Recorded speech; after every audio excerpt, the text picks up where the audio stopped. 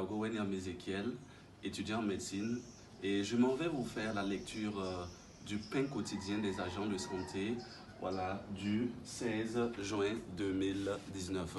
Et nous notons que ce document a été conçu avec l'aide et le soutien de la famille Sarah. Et mon slogan du jour, c'est « Qu'en dit Dieu ?»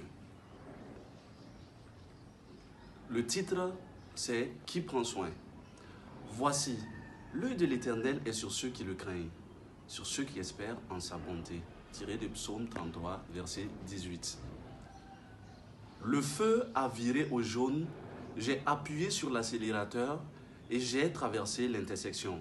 Ma fille, voyageant avec moi, a déclaré « Papa, tu devrais faire attention en conduisant dans la ville de Wayne. » Ils ont juste installé des caméras aux intersections pour attraper des gens comme vous, traversant les feux rouges.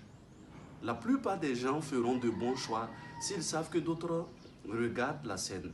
Mais le véritable test dans le comportement de chacun en privé.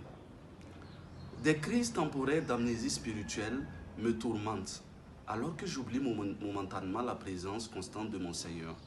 Je suis attristé par la connaissance du fait que je suis souvent plus conscient des regards attentifs des autres que du regard aimant de mon Père Céleste.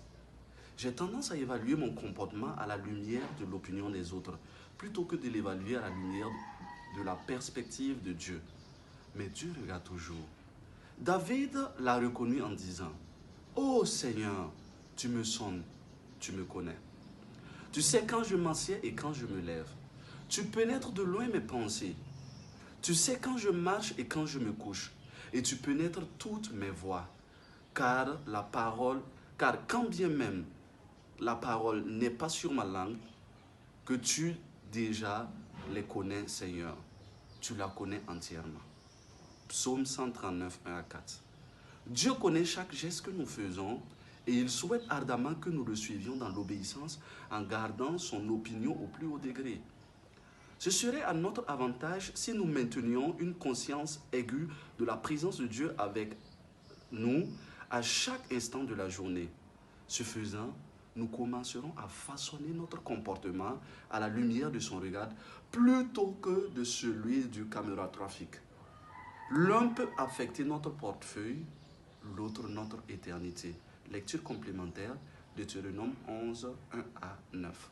Prière. Seigneur, merci pour ta présence constante dans ma vie.